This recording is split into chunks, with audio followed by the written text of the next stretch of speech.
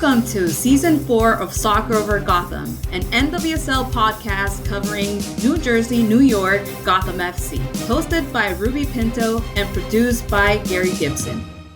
Welcome to episode 110 of Soccer Over Gotham. The Olympics are live and Cassie Miller is good at soccer edition. We have a great show for all of you. Gary, what do we have in this episode? The Olympics are here. So excited about it. It's been chaos so far. We'll talk about that a little bit. But Gotham gets a 2-point win in their first ever Liga MX femenil NWSL Cup game, which is awesome. We'll talk about that. And then Gotham signs some familiar faces for Gotham national team replacement players. A couple of them are fan favorites that they brought back. Really happy about it. Can't wait to talk about it. Angel City sells for a record amount, and we just want to quickly discuss the insane growth of this league over the past couple of years, and we're glad to be part of this growth.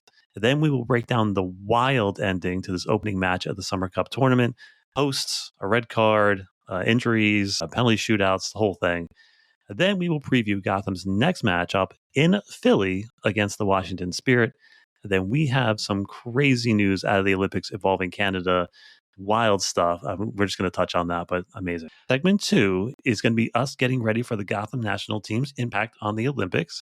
And I am joined by friend of the show, Liam of the Women's Soccer Podcast. I'm really glad to have him on. Great guest. I can't wait for you guys to hear it. But first, Ruby, how are you? Ooh, that's awesome. I can't wait to hear Liam with you in that segment too. So guys, don't miss that. I'm so happy to be back. We had a little break in between there. Everyone was in vacation, so we took a little break. So happy to be back. Also happy about the Summer Cup, so we get to see players that don't really play much, and also excited about the Olympics that are starting soon. So much stuff. Talking about the Olympics, started watching a couple like documentaries. I finished called Sprint, which is about they run the 200 and 100 meter. I thought that was really interesting. Ari and what's his name? Niles. He's so good. And I also started watching the new Simone Biles documentary there. I just started it. So she's like kind of like gonna be the face of the 2020 Olympics in Tokyo and about mental health. So I thought that was cool. Haven't watched it all. Have you watched it? I watched the first half of it, the first episode of it, and she's an athlete I absolutely admire. And what she went through at the Olympics in Tokyo was incredible.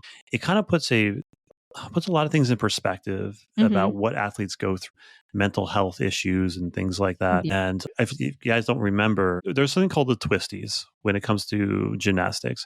And you have to have your mind and your body in the same place all the time when you're a gymnast, or you could seriously injure yourself there is a chance you could die if you do something really incredible and then not land it correctly, right?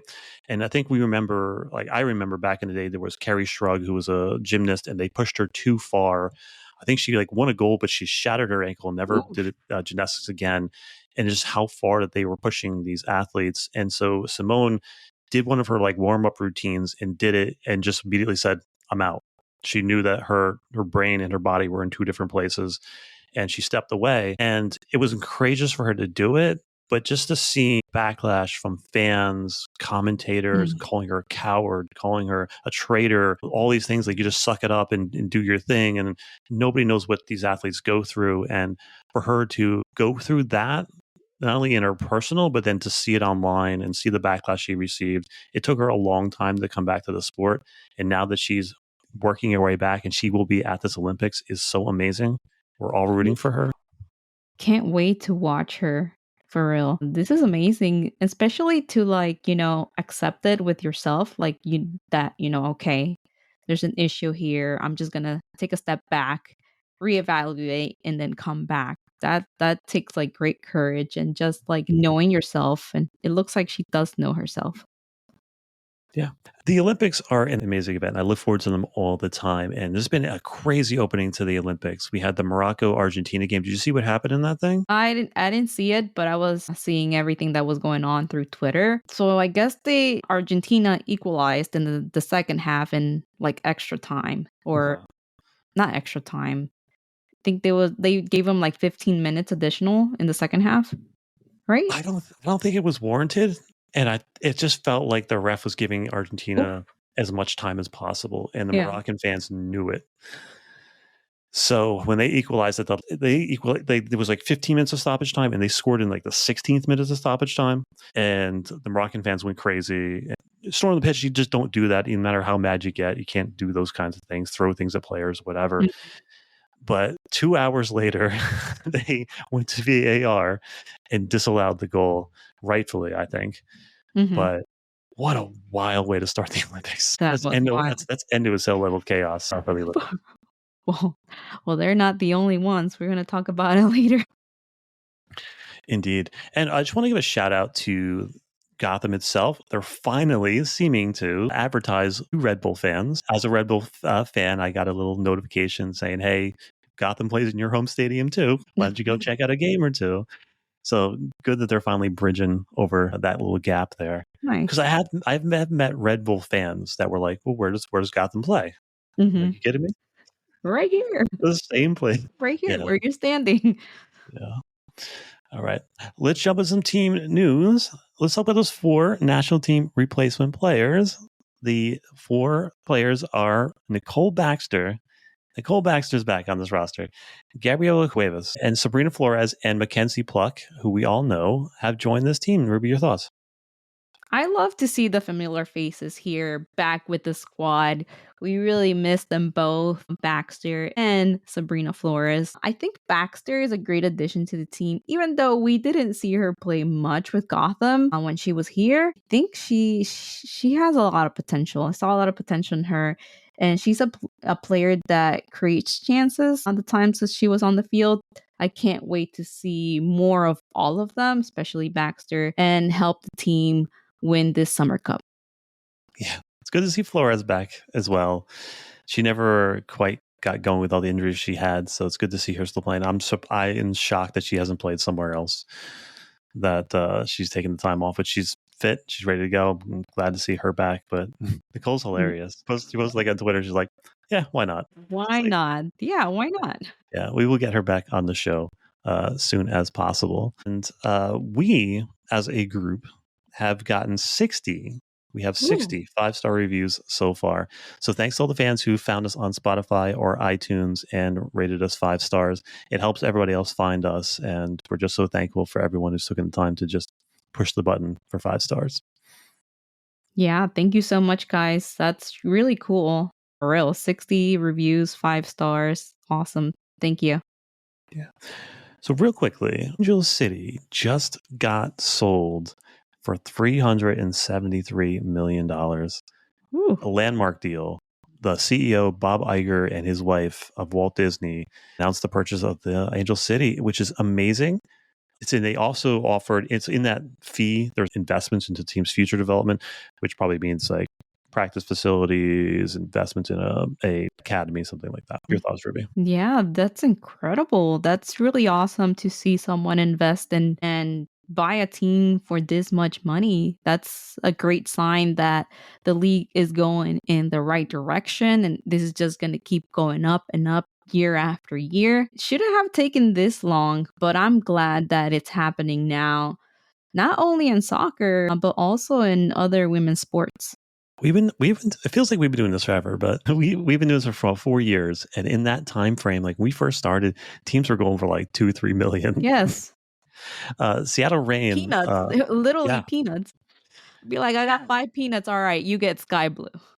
imagine getting in at the ground floor of Angel City. Now getting that kind of payout. Yeah, it's amazing. Seattle Reign sold for 3.2 million in 2019, Ooh, and they just sold for 58 million. wow. And it's crazy. And then when the whole thing with Michelle Kang, that they were like $30 million. Craziness. Why are you paying $30 million for a women's soccer team, and now 300 and something million a couple of years later? Man, Kang, Insane. she's just such a boss. I love Yeah, that lady. I know she's with Washington, whatever, but she's doing great things and I admire that. indeed. So this just means the growing viewership is going through the roof. The quality of players in the NWSL is rising as well. It's getting more competitive and more competitive. We're getting expansion franchises. And then Obviously, we've talked about this a lot, but the USL Super League is going to be amazing for the growth of not only their league, the NWSL, and the national team. It's going to be amazing. And just obviously, we're here, but increased media coverage is a good thing as well. It's a significant milestone for women's soccer. And it just shows that like women's sports in general is just on the rise. And right now, like it's been a smart investment, but right now it's just like a no brainer. Yeah, I was just talking to this guy today actually at work, and I work with phones, so I was looking at his other phone, and he had a picture at the Knicks game, and I was like, "Oh, you went to the Knicks game?" He's like, "Yeah, I went last year for the playoffs." I was like, "That's really cool." I was like, "You know what's really hot right now? Women's basketball." He's like, "Yeah." He's like, "I didn't watch women's basketball before, but now I am. They're really good." So I was like, "Oh, that's awesome." Incredible. Yeah. Let's talk about this game. So this tournament. What it does is it gives teams a clean slate to start over, to play players that haven't had many minutes in the season, see what they have in those players, to try new things. And the standings just don't matter at this point. It's a clean slate, starting from zero. And national team replacement players are now in the 18. And this is interesting about the summer tournament: is a win is 3 points, a win versus PKs is 2 points, a loss via PKs is 1 point, and a loss is 0. And for the Gotham, we had an injury report that a little bit disheartening. Esther Gonzalez was on the injury list. Midge tearing towards her thigh was a little bit disconcerting too. But let's talk about this lineup. We had Stevens up top, Ryan and Stengel across the front, Zerboni, Sheehan, and Lopez across the middle, and Bernina, Hyatt, Martin, and Bell across the back, and Miller in goal. Your thoughts on this lineup, Ruby? Honestly, well, first let me start with that point system. It was a little weird when I saw that, but yeah, but I guess it'll be easier to get teams to the next level, next step. Injury list, I'm so sad Esther Gonzalez is not playing yet. I feel like she hasn't played in a while, and we really need her. It would be nice to have her right now. Then Abby Smith, another one that's been out for a long time since last year. I wish we would know updates on these players soon, but yeah, we'll see. Now let's go into the lineup. Like you said, all great players. And I think that, Gotham has, that's definitely one thing that they do have. I like the starting lineup. It's the best that we have right now. We still have a strong starting 11 despite losing 7 players to the Olympics. Yeah, and the substitutes were good too. Obviously, Kristen Edmonds, welcome back, Kristen. That's Yes. amazing to see her back in the 18. Mackenzie Pluck was added to the roster, and she was in there. She actually ended up getting a couple minutes, so it's good for her. She's a midfielder. She's excellent, and she's been training with the team since this summer, since the preseason tournament. So it's good for her to stick around. And Baxter and Flores on the 18, which is awesome. Just good to see. And I think the thing we have to talk about first is VAR. It's one of those things where it's like you don't know what you got till it's gone. And there was a couple of decisions in this one that were just missed. These easy decisions that were missed without the use of VAR. I know there was a handball in the box, and then Zerboni was taken down at one point. It was just, yeah, a little frustrating, but it's like, all right, yeah, Yeah, you're definitely right. You don't really know like what you missed without the VAR, the VAR. It's just crazy. I think at some point there was also an offsides from Chicago, mhm. but it didn't get called. And good thing that they didn't score. Cause yeah, I mean, Miller had a great night as well with Gotham. Yeah, yeah. This was a incredibly chippy game, and there was just physical play all over. And this is what you know about the Red Stars is we talked about this in the last game, but like even their first 18 and their second 18 is just going to fight you for everything. So they're physical. They're going to go in on every tackle, and they kept that energy throughout the game. So it was tough on the players. It took a lot of hits, and then obviously Gotham was on the front foot for most of it, and they were just not hitting the target. They were just an Mhm. inch wide or foot wide on a couple and just missed. Ryan just missed, and this game could have been well in Gotham's grasp early, but it just seemed like they just could not find the target. Yeah, just your thoughts on just the overall gameplay of this game. Yeah. I feel like this is just classic Gotham. Yeah. Yeah, just classic Gotham. They do a lot of good things out there. even if they play well or decent, they just cannot score for some reason. I don't know what's going on there. If maybe do faster transitions. I feel like they pass the ball a little too much, so it's a little predictable where they're going. Of course, they're trying to score, but I think a faster transition, I think that will like catch the other team off guard. We have some great players, so I think they just need to run a little faster. I know Stengel's not the fastest. She can kick a ball the right way nicely. She like has like her goals have been really great goals. The only thing with Stengel, she's not very fast. But if we could just like be a little faster in transition, I feel when they're going a little too slow, that it gives like the other team in this case, it gave Chicago that time to get in place defensively. So I think they were not catching them off guard. Yeah, Stengel is honestly, she's one of my favorite players in this team to watch. She's so clean with the ball at her feet, Yeah, and she she gets out is. of so much trouble. And you don't expect it from her, but she's so good at dribbling out of pressure and getting around Yes. players and taking players on. And she's just so much fun to watch. She's always going to surprise you. But let's just jump into it. Cassie effin Miller, what a game from her! I mean, Ooh. like she's been missing for a couple months because obviously Berger's is the starter now. But wow, did she put on a performance? Go My for it, Ruby. God, I know. Like she did such an incredible job out there. Amazing performance from Miller. She really earned those 2 points for Gotham. Like she put everything out there in this game. But not only like the PK shootout during the game, she also had two huge saves. So she did incredible. Yeah, her positioning was perfect. Her reflexes were perfect. She was just awesome. And with we might get to this later, but like with Maitani in the defensive midfielder and Martin dropped back as a central defender, it allowed for a lot of players to run through the defensive midfield and at our back line. And Cassie just stepped up beautifully coming off of her line. She was Mhm. awesome. Yeah, incredible. And I can't imagine. I know there's limited spots on the NWSL, but there's at least 5 or 6 teams where I would be calling Gotham, seeing what Cassie's available because she's better than a lot of keepers in this league, and it's a shame that she has to sit on our bench. We're kind of used to that. We're used to having a really, really good, 2 or 3 keepers that can start for anybody. That's true. I mean, we also have Betos. She's also another incredible keeper. Yeah, the ending of this game, Ruby. what a wild ending. It was Oh, frustrating because Gotham should have had this game in the bag early yeah. on. Gives away a ball in the back, and then takes down a player. Was it Jenna Bike? I think it was Jenna Bike, right? Mhm. Former Gotham Jenna Bike. And she gets the red card, and just there's no way Chicago should still be in this game. And then they get a free kick there. Then Staub just on a free kick just goes down with a non-contact injury, and the game and both teams are out of subs, so they go down to 10. So it ends up being 10-10. And just what a wild finish, Ruby. What do you think? It it was really, really wild. It sucks so much that Maidane had to get that red card. And it's something that you have to make that decision like in a split second. Like, Mhm.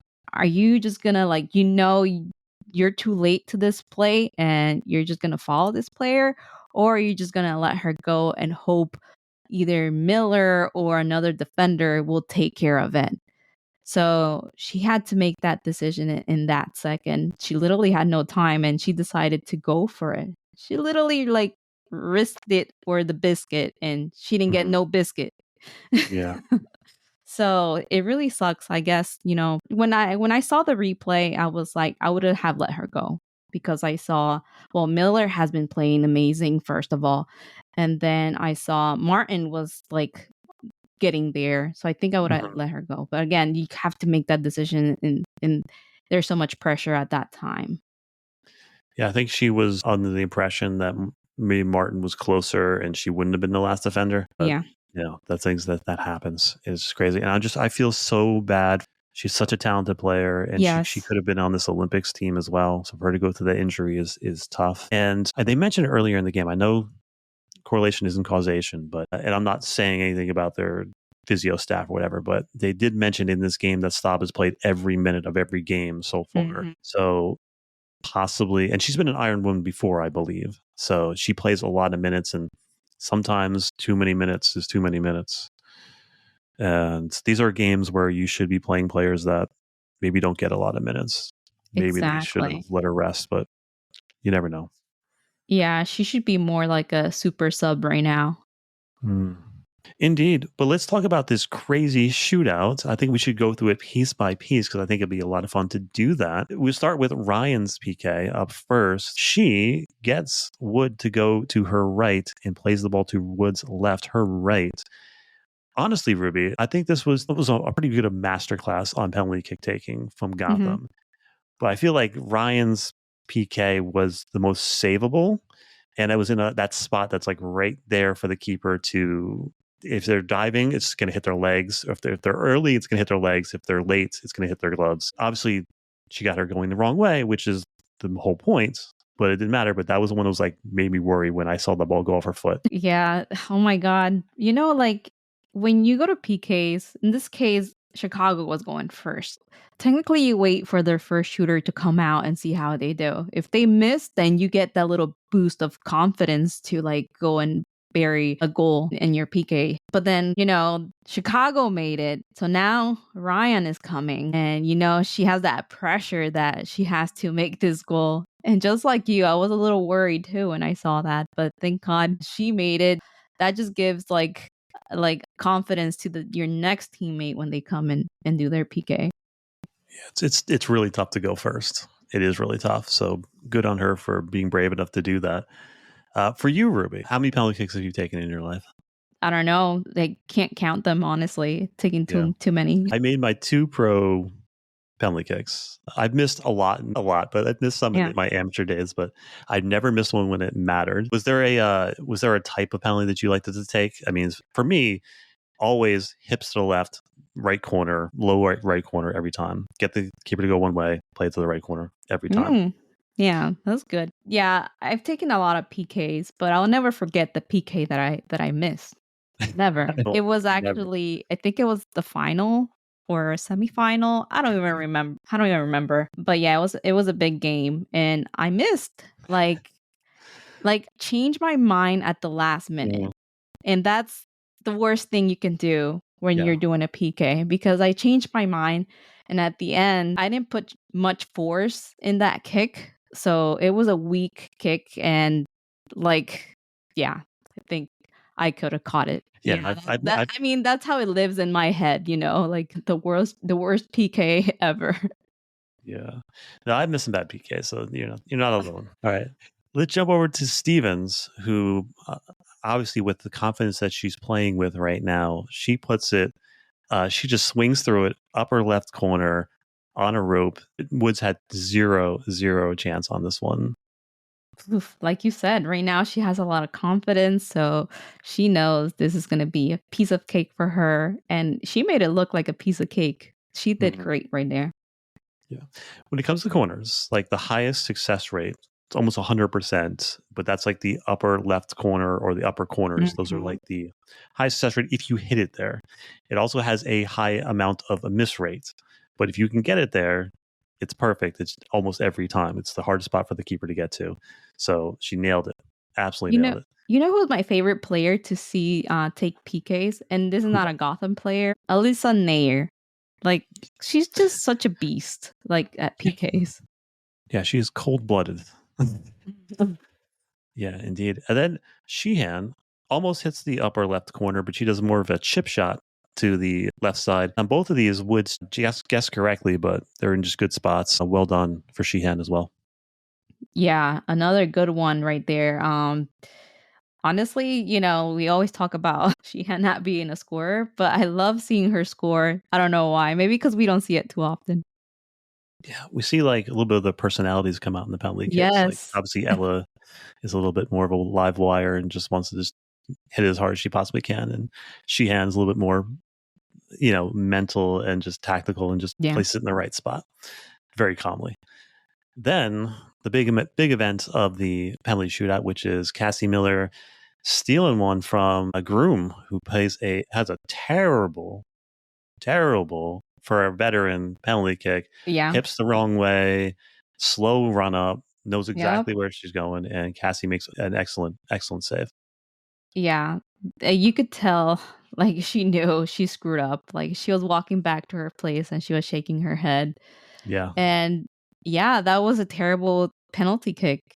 Maybe she changed her mind midway like I did. It was that's the similar spot to I was saying this where Ryan put her ball, but obviously Cassie knew it was coming. Yeah. Her So shot good. was weak. That was the difference too. It's true. Because since it's weak, it comes slower at you. So Cassie Miller had that, that nice dive to catch that ball. Yeah. Another thing I like about Katie Stengel is she has my penalty kick. So she fakes left, goes right corner every time.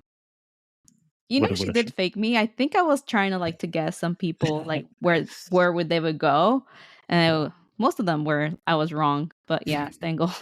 Now, to Wood's credit, she did guess right almost every time except for the one against Ryan. She guessed right, but these balls were just, again, masterclass, power, pace, precision, right in the corners. And then the lower corners are about 97% success rate. They offer a good balance between power and accuracy, and there's a less chance of missing if you go low. And that was my sweet spot when I went there. No thinking about it, just put it in the corner. So good on Stengel. And then the best moment of the entire match, Edmonds, Jersey girl, comes back to the team. Veteran player, the most veteran player on the team, goes fifth, the hardest one to go to. It gives a chance to put it away. Just perfectly placed in the upper corner, like she's done it a million times because she has. And just an amazing visual of Edmonds jumping up into Cassie Miller's arms. Well done, everybody. Welcome back, Kristen.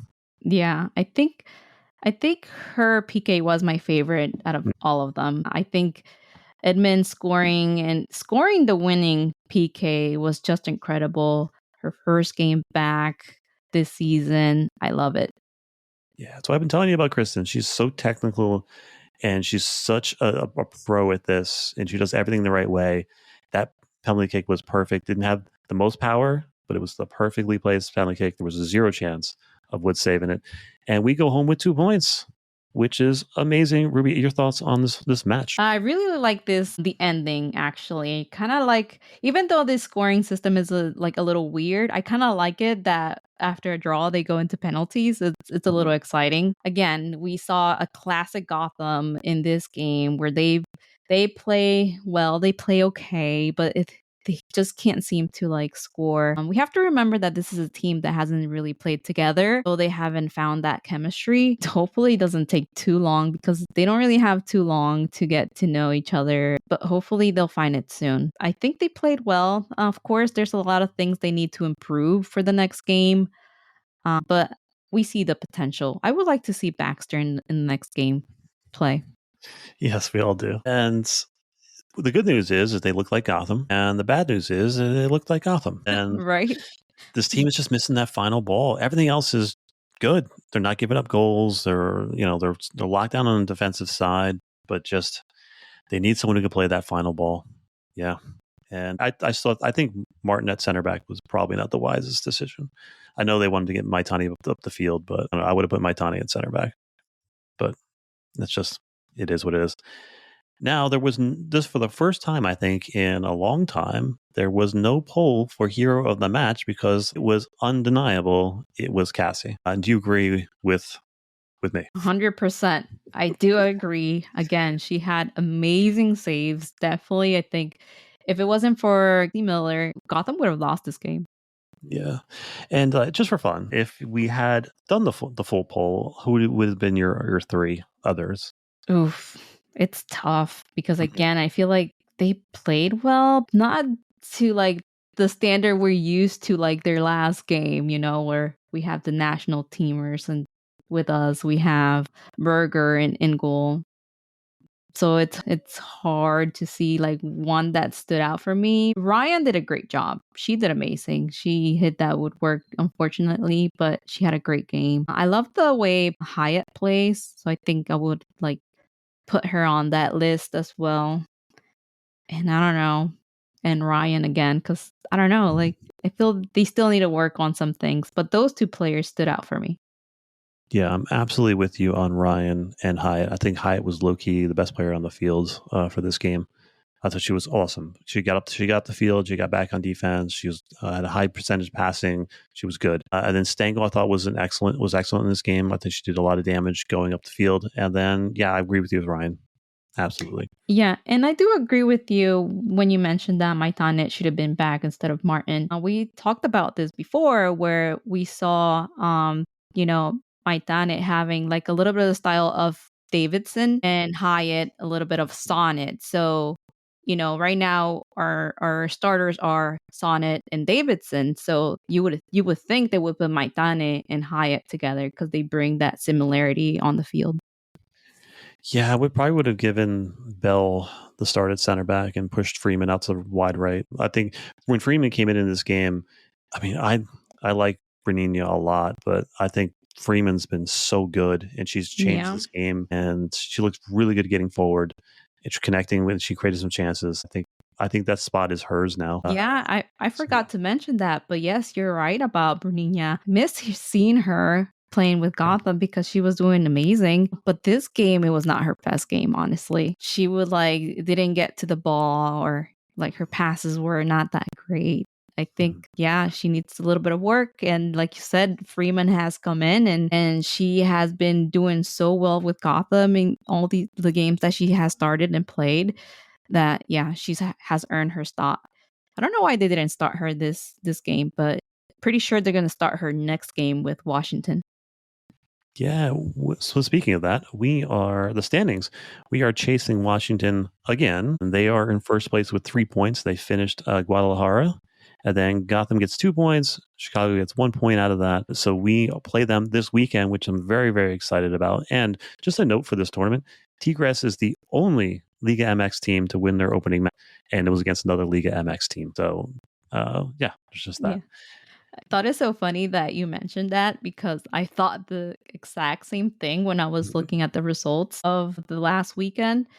And yeah, I saw that. I was like, oh, Tigres won, but oh, they played another Liga That's MX. Pachuca, Like, I think. Yeah. yeah, I guess they're the best of the Liga. But yeah, I did notice that too. So I thought it was funny that you mentioned it. Yes, we are chasing Washington all the way to Philly this weekend, and it's going to be at Subaru Park, July 28th, this Sunday at 6 p.m. Be on Paramount Plus, which is good. And Gotham needs a win, and I will be doing media for this game. Yeah, Gotham really needs to win this game. I think for this game they need to be careful with those long balls and through balls from Washington. Uh, they will catch them off guard, so they need to be ready for those. Gotham hasn't been able to win to Washington in the regular season, so we'll see how this plays out for them. We're losing of our players in the Olympics, so it's gonna be tough for them to win. But I have faith that Gotham will get it together for this game, and I believe that they have the attitude. They like to play and fight till the end. Yeah, put Martin back in the six because there were so many players running through the middle of the park there, and I think Martin's going to do really well there, especially against Washington because Washington likes to play through their tens, and then a lot of their play went through Radcliffe last game, and I'm not really concerned too much about her, but I think having Martin back in the 10 is going to prevent balls from getting to Hatch because Hatch is always dangerous. But they have a very young squad, a lot of rookies, a lot of young players, and I think Gotham's experience should win out on the day. And let's just jump to. I just want to talk about this real quickly. This is insane news out of the Olympics.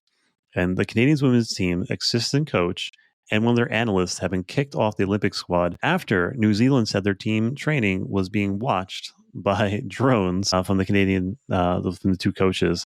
And they admitted to it and they were removed from the roster. And one of them got like an 8 month suspended sentence for it. And head coach Bev Priestman said that she's responsible. It's her team and that she's taking herself off the coaching for the next game. It's pretty wild to do that in a group stage, Ruby.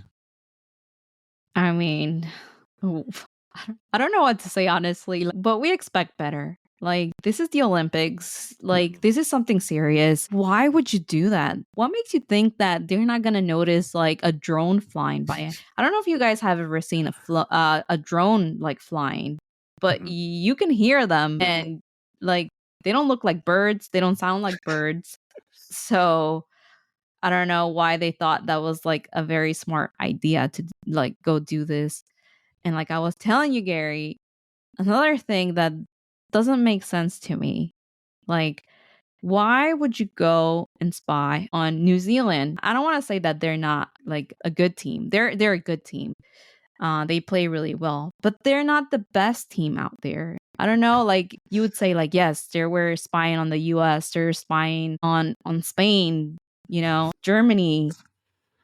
It's just crazy to me that they did this, and now like you guys won the gold medal last year. Now they just putting all this extra like pressure on the team. Now they like you kind of look, I don't know, maybe someone's gonna think, or they themselves think, like people are just gonna think of them as cheaters. And that's not what you want to bring into the team when they're about to go and play the Olympics. It's not good.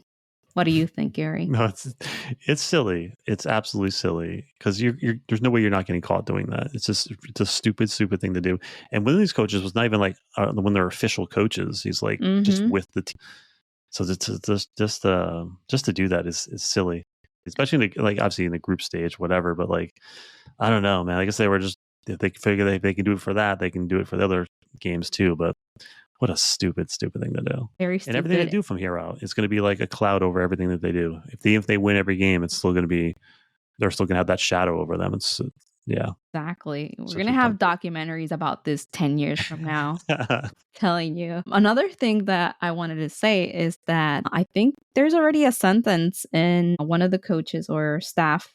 I don't even know what they are. So I think this guy is going to prison for 8 months for doing this. It's a suspended sentence, so I don't know. I don't know exactly what that means in France. Like, it could be that it's just like he has to pay a fine or whatever. I Stuff hope like it's that. only a fine, because if Yeah. you actually go to jail for this, that's ridiculous. Yeah, that is ridiculous. All right. So what are we manifesting this week? Honestly, just good vibes this weekend. And of course, a Gotham win. It's a big deal. Yeah, so here's the thing. The U.S. women's national team plays beforehand, I think at 3 o'clock. Then the game's at 6. I'm sure check Cloud9 Goth on Twitter and Instagram, see if they're having some kind of watch party. That would be fun to attend that and then go to the game if that is a thing. We'll check in and we'll post it if they are. But I'm just manifesting good weather. This is a open air stadium. It's not like Red Bull where like the seats are covered. So if it rains, it's going to rain on the fans. Let's hopefully get some good weather this weekend. But everyone, thanks for tuning in. Obviously, find us on Instagram and Threads at Soccer Over Gotham and on Twitter at Over Gotham Pod for all of our fan and fun stuff. Yeah, just thanks for everybody for listening. We grow this sport together. Ruby, any random thoughts before we go? Yes. I'm kind of sad that, now that's the end of July, like makes me feel like the summer's ending and I haven't been to the beach. So hopefully I'll make it to the beach. But I'm definitely going to go water tubing on Friday. So I think that's going to be fun. It sounds like a lot of fun. I've done that in a long time. Very good. Yeah. So let's jump over. Let's talk to our friend Liam of the Women's Soccer Podcast, and let's get caught up and let's get ready for the Gotham national team to play. And they're playing tomorrow. Oh, this thing drops tonight. So let's go GothamNT. Let's go.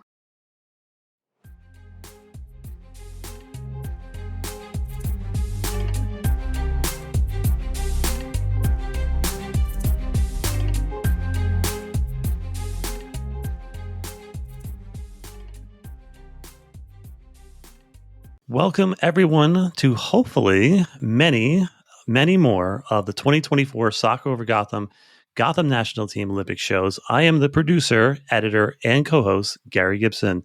The Emma Hayes era has begun. So today we are going to get prepped for the biggest stages in women's soccer, the 2024 Paris Olympics. but from a Gotham perspective.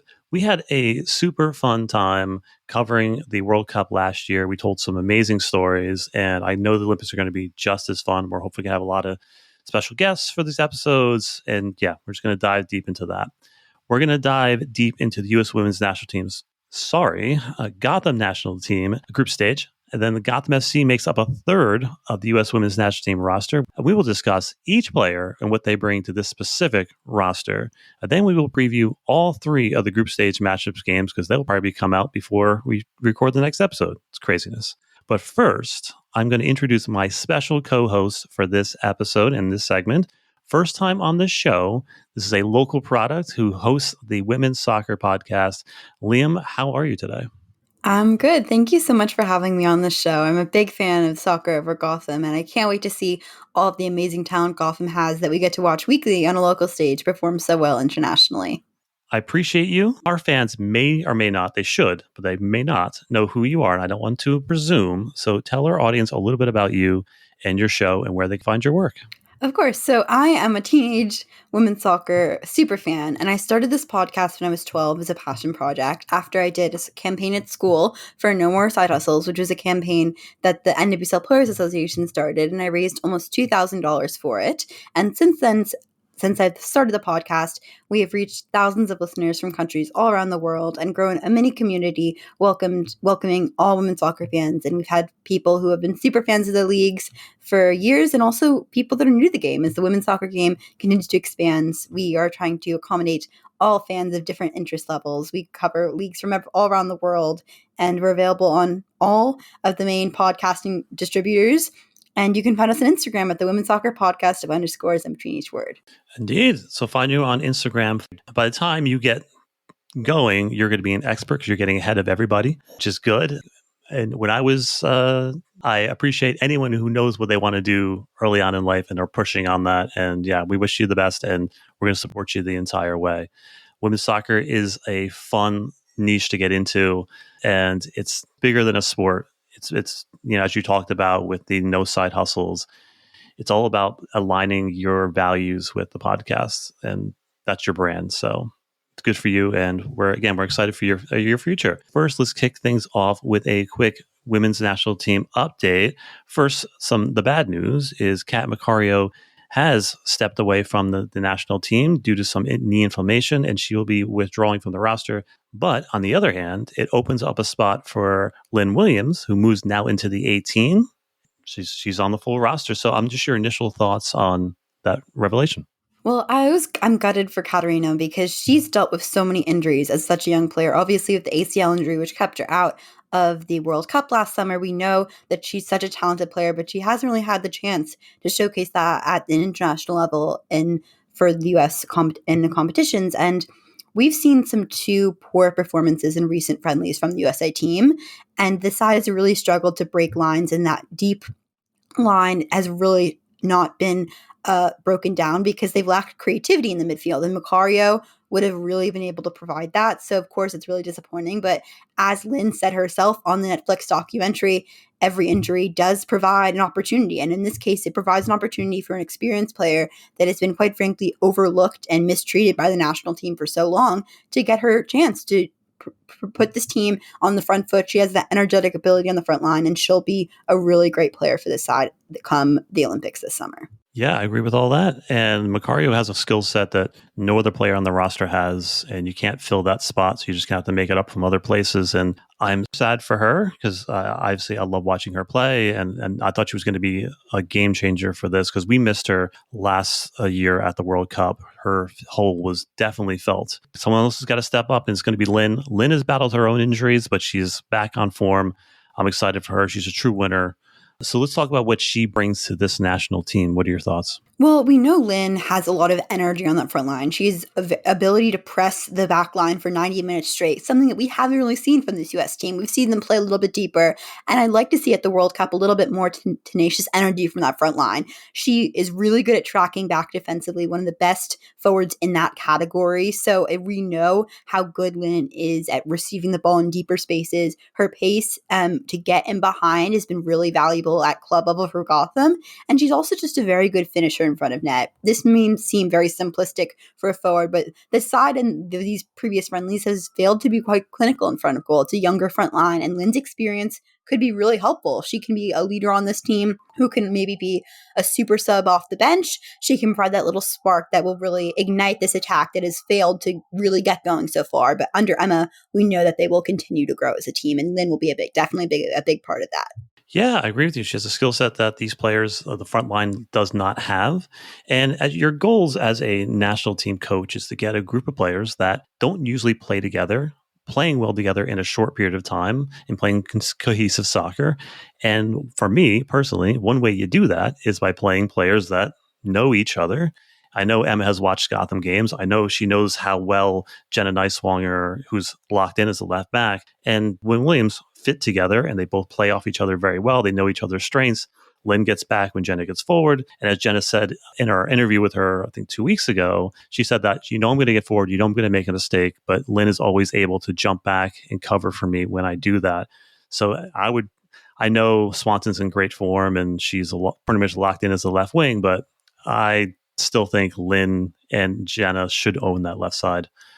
That's just for me. And as you said, Lynn is excellent at getting back. She wins 99. She's in the 99th percentile in aerial duels won. So she's a fighter. She also gets back and she's in the 99th percentile of defensive actions for forwards. And not only does she get back and fight for the ball, she's in the 88th percentile for shots attempts. She's everywhere and she's going to do that. And it is no surprise that at the end of the championship game, she is the last player to touch the ball and play it out of bounds because she is a winner and she knows how to win and she can get there. So we're happy for her to get back on this roster, and we just hope she gets the time that she needs to thrive because she, as you mentioned, she has not gotten that. She's been overlooked too many times. However, that is just one of the Gotham players that are on this roster. We have a third of the entire roster, so that's a huge representation for one club. And we're going to introduce you to the rest of the squad. First, let's talk about Crystal Dunn and what she brings to this team. So I do think that Gotham hasn't really fully integrated Crystal into the team yet. I think we haven't really seen her full potential at club level. She hasn't gotten on the ball enough this season, but that more speaks volumes about who she is as a player. She can make an impact even if she only gets a few touches a game. She's clinical in front of goal, a very multi-dimensional player, has the ability to play all across the pitch, very versatile. And on this smaller roster in the Olympics, that really matters. And for Emma Hayes to have someone who could play all on many different lines is going to be vital for the team. And her ability technically in wider areas is immaculate. And that will really help for this team to be more creative and that energetic spark, which has been lacking. I don't want to see Crystal Dunn as an outside back anymore. I hope we're done with that, right? Hopefully Jenna's back in her spot and we'll have to see her back because she's too creative in front of the net, as you said, and she does a bit of everything. I've long said that I think Crystal Dunn is the best of the best, and she doesn't need a lot of touches to do much damage. She is 94th percentile in shot attempts. She wins most of her aerial duels. She creates a bunch of chances, and she's in the 65th percentile for goals. So she is an offensive threat. So to put her anywhere outside of center midfield or on the wings is a bummer. Definitely a bummer. So I agree with you. If she's used correctly, she could be a game changer on this roster as well. Now, her line mate will be Emily Sonnet. Emily is a very, very interesting player. I'm not sure exactly where she fits in on this roster. What do you think? Well, obviously, we know Emily Sonnet has the ability to play many different positions. We've seen Emma has kind of prioritized that in many of her roster selections previously. If you look back to where her tactics at Chelsea, she really loved the players who are multidimensional. She even complimented Macario on her ability to be super creative, which we saw in the latter stages of the season at Chelsea. We know Emma has a very tactical style of play, and because Juan Carlos Almaros kind of imitates that at a possession-based style football that we play at Gotham, Emily's ability to play on the ball will be vital for this team. We know that Emma has spoken high praise of Tierney Davidson, her fellow center back. So we know that Emma kind of recognizes the work that's being done at Gotham, and she sees that as kind of a mini version of what she wants on the US team by nominating a third of the roster to be these Gotham players. And I think her versatility will be really good for this team. Obviously, a lot of competition in the center back role with Germa and Davidson, but I think that Sonic can play all across the back line, which could be really important for this team. Versatility, it's the number one priority on such a small roster for the Olympics. She brings intelligence, she brings consistency, and she brings efficiency. And another thing that Emily brings is she's a good spirit as well. I know she's been added to previous rosters, not just simply, but for one of her attributes is just being a good teammate and brings up the energy of the team and keeps everything on level. And she's very funny, and she's a good teammate to have on when you're traveling long distances and unfamiliar places. And it could get very intense in these games. So having her being able to bring that kind of levity to the team is also important. And I think you are absolutely correct. I think you're talking about one of the most consistent, intelligent, and again, competent players that you're going to find on the team. She is in the top percentiles, touches, pass percentage, progressive passing. She does it all. And she's just such a smart and intelligent player. And last game that she was out with Gotham, she had a 98% passing percentage, and she had the most touches on the side. You just know that you're going to get a good game for her and very, very little mistakes. So you can put her anywhere. She's going to be good. I still think maybe in this roster, defensive midfielder might be the best role for her, because I don't think this team has really nailed down. And Coffee is good, but I don't know. I think Sonam adds something a little bit different. But let's jump over to some defenders, which is Tierna Davidson. She's seemed to have locked down that spot next to Germa. What do you think? Yeah, she really has. And I think Emma has spoken such high praise of Tierna's leadership at such a young age. We know that she has had that experience in college, being at Stanford. She played with Naomi Germa in that center back role, and I think that experience is going to be so valuable. They have these pre-existing connections. We talked a lot about how these connections are going to be so important. You mentioned Nice-Longer and Lynn Williams, but at the end of the day, Hayes only has 4 games before this tournament, which she got to prepare. And so she's going to have to rely on a lot of the previous connections which have been made. And ultimately, the Gotham heavy roster really exemplifies that. And we know Tierna is very good on the ball. She's good at playing forward, a very aggressive defender who can win the ball and tackles. One area that I do think she could prove on a little bit is her pass completion, which is only in the 51st percentile for center backs. But obviously, she's still a younger player. And I think every player at such a young age has the ability to grow, and her ceiling is so high.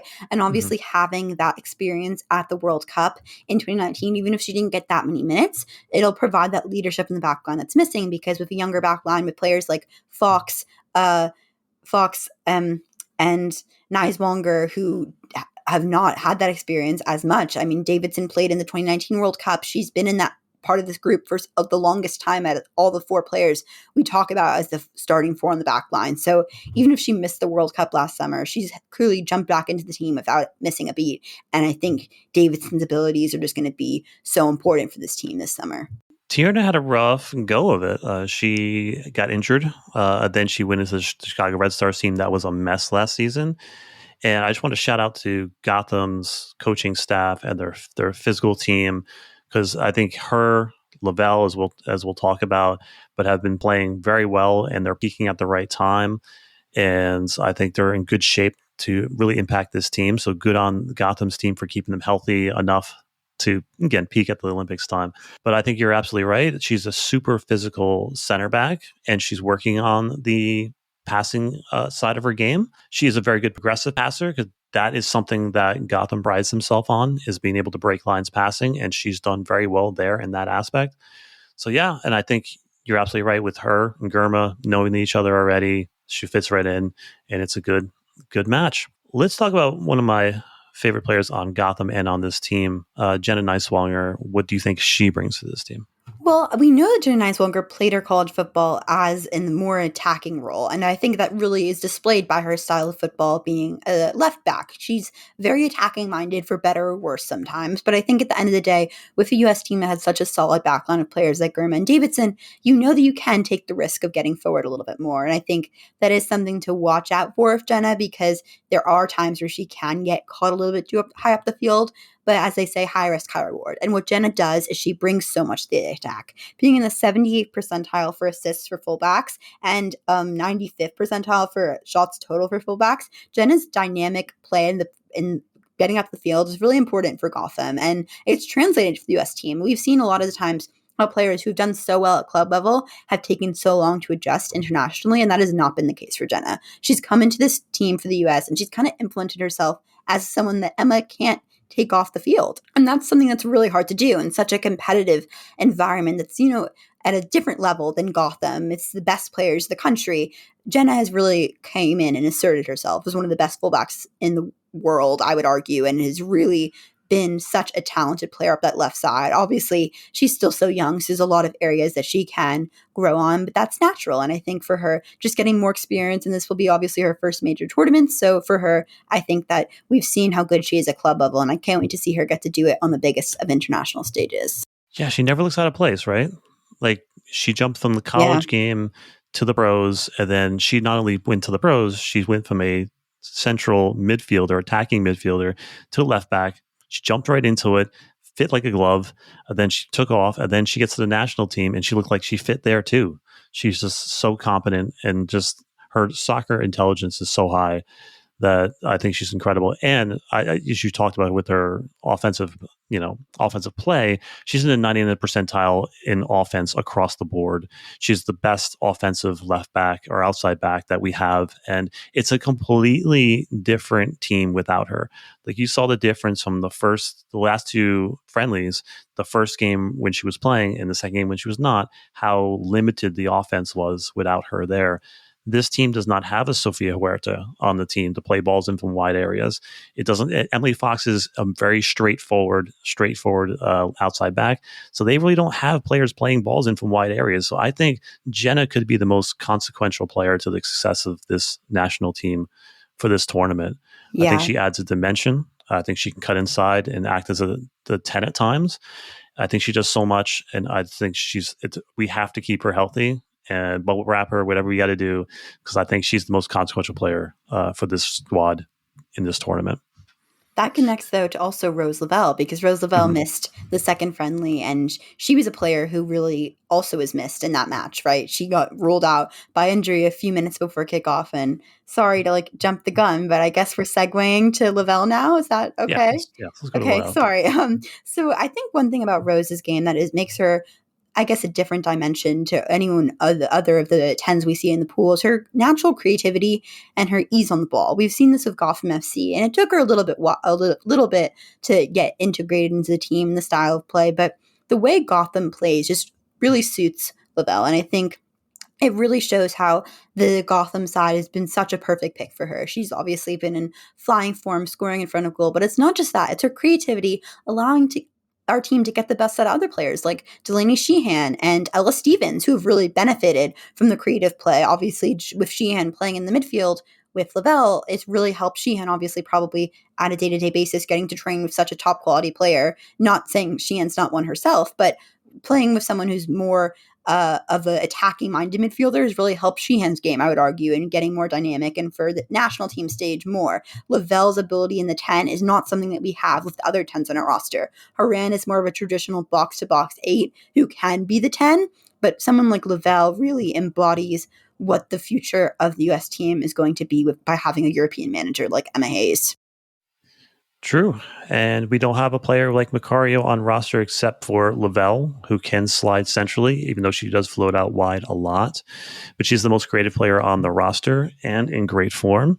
Again, credit to Gotham's coaching staff and physio staff for keeping her healthy. And she's having the most productive season of her career. She's tied her career high in goals.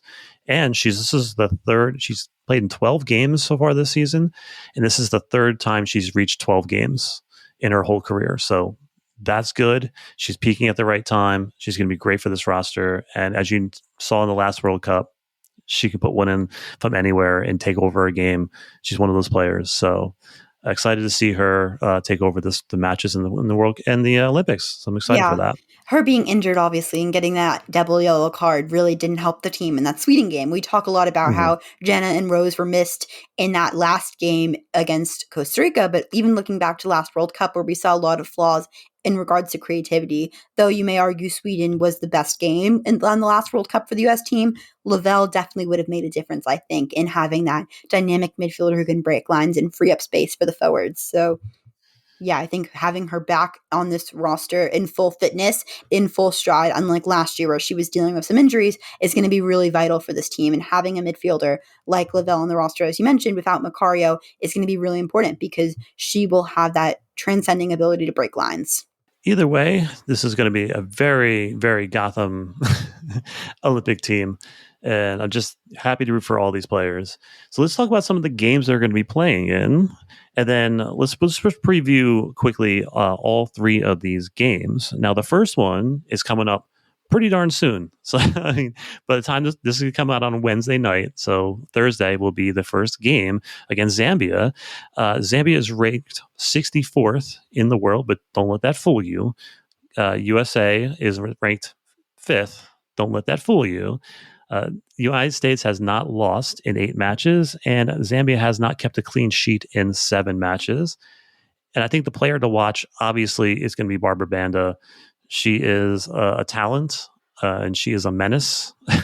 She is, in her current form, she is 100% tile, which means she's the top in goals. She tops in and shots on goal, tops in goals scored. She's incredible. So we got that. So what are your thoughts on this game coming up? Well, we know that Zambia is one of those other countries that has really benefited from the global investment in women's football. We've seen in the rest of the world catch up, so to speak, and that's been the narrative that's been implemented. And obviously with the US hitting one of their lowest rankings ever, we know that this is going to be harder for the team. And I think it's a good thing. It's a challenge that should be welcomed for the US side. And for a team like Zambia, as you said, don't let their ranking fool you. Someone like Barbara Banda is a forward that's not just incredibly dynamic in front of net, as you mentioned, but she also creates chances. You mentioned the 95th percentile stat for chances created. That's a stat that shows that she's also a multi-dimensional forward. And with a team like Zambia, where you don't have a teammate like Marta, like she does in the Pride, she's going to need to embody more of that chance creation. And having another player on the front line like Rachel Kuninaji, the record transfer fee player to BFC, she'll have the ability to play off Kuninaji quite well, and both of them being impeccable forwards in front of net in regards to finishing. But I would love to see Banda take on more of a creating role in this tournament and allow Kuninaji to get the best of her form, which we haven't seen yet with BFC, but knowing her talent with Madrid CFF, we know that it will come. Yeah, this is. Well, first, I want to say that just a side note that the funeral home graphics they got to go. Have you seen these graphics for the They're U.S. a little possession? disturbing. I was a little bit shocked when I saw especially from the official team account. It must have to go through a lot of PR checks, and it didn't feel that was implemented here.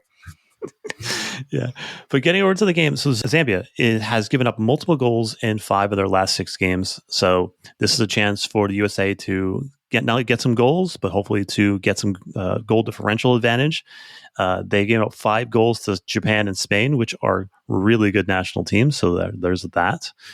But yeah, I'm excited about this one. I think they can get off on the right foot, and this is a good way for Gotham players to practice against Banda because Banda's coming to town soon enough. We got a player twice going on later in the season. Going to the next game, we have USA versus Germany. So we go against our keeper, which is interesting, on July 28th at 3 p.m. And Germany is ranked number 4, so they are 1 spot ahead of us. Boo. And last time, previous 5 matches, USA has won 4 of them and lost 1. Okay. The last game was 2-1 Germany USA in 2022. This last game was won by Germany. Player to watch for is Schuler. I think she's an excellent forward. I think she creates a lot of chances, gets shots on target, scores a lot of goals. I think that's the player to watch for in these games. But your thoughts? Yeah, I think the first thing we have to talk about is Lena Oberdov. She's been one of the best midfielders in the world, playing it out of the 6th role, has really been not just a transcending player defensively for the side, but really helps orient the team in their possession-style football, which managers of Germany have tried to implement. And I think when you look at a player like Lea Schuler, she really benefits off of her side's creation. She's not the biggest chance creator. She's more of a pure goal poacher, and that's not in a disrespectful manner. I'm merely saying she is so impeccable in front of goal, but the reality is without a player like Uberdov, it's going to be quite hard to replace the talent that she brings to the midfield. We know there's experience in the team that Germany is having, but there's also a younger roster here, and I think this is an opportunity for Germany, as it will be for many of these sides in the Olympics, to almost flip over a new leaf. Germany, like the US, had a very poor World Cup campaign, which is important to mention, not even getting out of their group, which was even worse than what the US did. And that tells me a lot about how this new generation of Germany is really going to need to step up. And even without their wonder kid in Lena Oberdov, who's arguably the best player on the team, they're going to really have to enforce that possession style football. I'm not worried about the goals. You mentioned how Leah Struhler is quite good in front of net, but I'm worried about how they're going to create. And I think the U.S. can really expose that. Yeah, they're not the most dynamic in attack, but they definitely play good football, and they will punish you if you make mistakes. So US has to be good, with the ball. And again, they have to be very, very good. So last game is Australia versus the USA. Curless Australia, which is a bummer. Hashtag once Gotham player. Australia was ranked number 12, and their player to watch is obviously Mary Fowler. She's an incredible talent, and she's a chance creator, one of the highest in the world. She's excellent. Yeah. So your thoughts?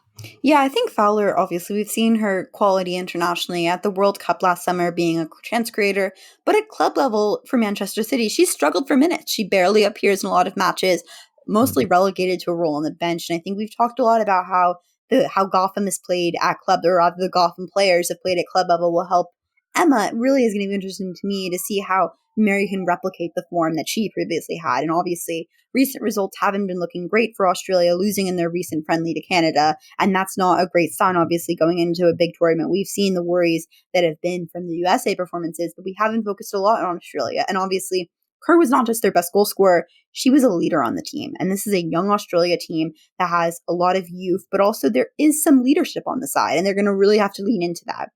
And going back to Fowler, her creativity suits her in that 10 role. I think even without Kerr, I'd like to see her play an attacking midfield role that can really showcase her passing ability, yes, but also allow her to get in behind when finish. And this Australia side has really struggled to be super dynamic in the attack without Kerr, and that's going to be a really big test for them. This is a hard group. It's a very stacked group, and that's how the Olympics are of only 12 teams. So Australia is really going to struggle without Kerr offensively, but even though they may be a different team without Kerr, I don't necessarily think they'll be a bad team. And players like Fowler remind us about how much talent there are on this roster besides Kerr, like even Seth Catley and Ellie Carpenter. Your thoughts on that?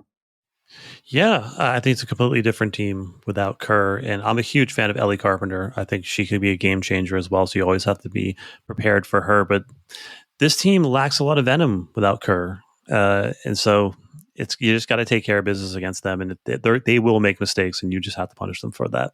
Thank you, Liam, for joining us on the Gotham National Team show. And we're hyped for the Olympics, so we can't wait to see this team dominate. So remember to tune into all the matches and cheer on Gotham FC on the national stage. What are we manifesting for the next stage? Well, basing my opinions and manifestations on previous performances, I want to see some higher scoring games on the US side. We've really not seen the front three click into form like we saw in the South Korea friendlies. And I think seeing players like Sophia, Mal, and Trinity, who it seems to be their MA's preferred front three, they haven't really gotten a lot of that connection and chemistry that they've demonstrated in previous games. So I'd like to see that a little bit more. Overall, just crazy games. The Olympics is such a wacky tournament with the way it works. So I just hope that the tournament is full of chaos. I hope that NWSL chaos can be brought over with the 56 players in the league going to the Olympics. And just, I want to see the Gotham players dominate. We know how good our Gotham team is. We see them in local stage. And unfortunately, a lot of the time, they're not represented enough internationally because of the way, obviously, we're not in the UEFA Champions League. So a lot of the time at club level, Gotham players maybe don't get that recognition internationally, and they deserve it. They're one of the best teams in the world. Maybe not the best, but there's so much talent on this roster, and I can't wait to see it finally get that chance to shine internationally. Yes. Chaos, goals, and no injuries. There you go. All right, so let's do some social media plugs. Obviously, you can find Soccer Over Gotham on Instagram and Threads at Soccer Over Gotham, Over Gotham Pod on Twitter. Find us there for all the fun stuff, polls, and all that good stuff. You can find us on TeePublic for all of our merch for the show, so we do some upgrades. Where can they find you again?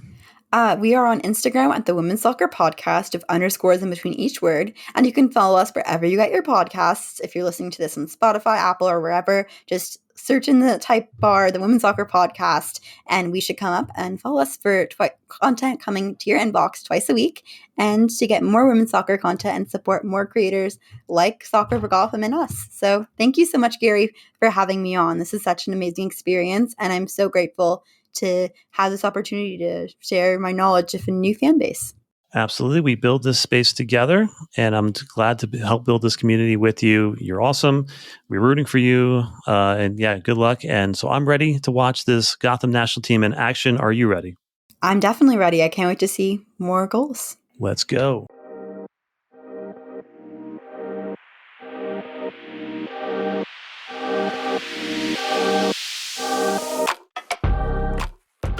Hi, everyone.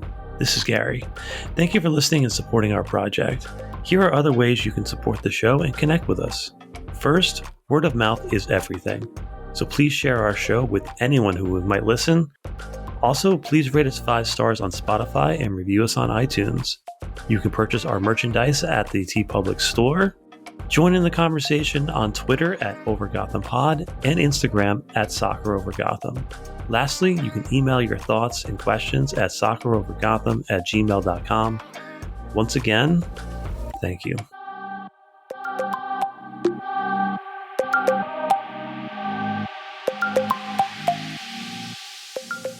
The thought. I'm playing pickleball tomorrow after work, so I am excited about that. Okay. I still think there's something fishy about pickleball. Right. I don't know. It just seems like a weird sport for it to come. Like, it's like, I don't know, cornhole got popular for a little while, and then pickleballs, and like they're spending way too much money on these teams, like investing in them. Yeah. I'm like, there's no way they can make this kind of money. Like, I feel like it's like a money laundering scheme or something. Who knows? But hey, I need that money. You know, I joined like several like pickleball groups on Facebook because, you know, I wanted to know a little more about it, whatever. In these groups on Facebook, they put like, you know, like information about these tournaments that are going on, like beginners or, you know, like advanced or intermediate. Like the prizes that I saw, I was like, if I win a pickleball tournament, I'm gonna get that much money. Some of these are like $5,000. What? I was like, yeah, I know. Let's do it, Ruby. I know. I'm down. The official Soccer for Gotham pickleball team. We'll do it. We'll win it. Well, I'm starting tomorrow. Very good. Let me know how you do. Then we'll go from there.